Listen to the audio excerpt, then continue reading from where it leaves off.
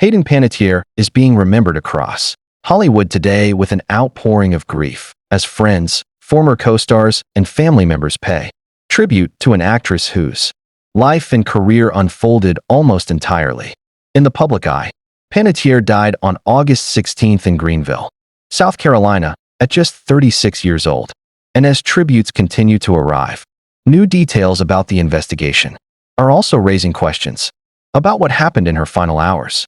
Here is what we know, what remains unconfirmed, and why her death is resonating so deeply with people who watched her grow up on screen. Panettiere was found unresponsive at a residence in Greenville. Emergency responders were called after reports of a woman in cardiac arrest, and she was pronounced dead at the scene. Authorities have emphasized an important point. Her official cause and manner of death have not yet been determined. An autopsy found no signs of trauma that would have contributed to her death, and investigators initially reported no evidence of foul play or suspicious circumstances. Toxicology testing is still pending, and the Greenville County Coroner's Office has said those results could take weeks. That distinction matters because reports surrounding Panettiere's death have included references to a possible overdose. A 911 dispatch recording reportedly mentioned a possible overdose, and Narcan, a medication used to reverse opioid overdoses, was reportedly present at the residence. But none of that, by itself, establishes an official cause of death. Until toxicology and the remaining investigation are complete, it would be inaccurate to describe an overdose as confirmed. The investigation has now taken another significant step. ABC News reported that the Drug Enforcement Administration has joined the probe. According to sources, the development does not, on its own, establish what caused Panettiere's death or suggest that anyone has been charged with wrongdoing. It does indicate that investigators are examining circumstances surrounding the case. Beyond the initial response, new details about the emergency response have also emerged. Zach Hickerson, the brother of Panettiere's on-and-off boyfriend Brian Hickerson, said he and Brian found Panettiere unconscious and attempted to revive her. According to his account, Narcan was administered and CPR was performed before emergency responders arrived. These are statements from someone who says he was at the residence, not a final official determination of what caused her death. Zach has also urged people not to speculate while authorities continue their investigation. The presence of Brian Hickerson has naturally drawn attention because of the complicated history between the two. Panettiere had previously spoken publicly about domestic violence and her difficult relationship with Hickerson.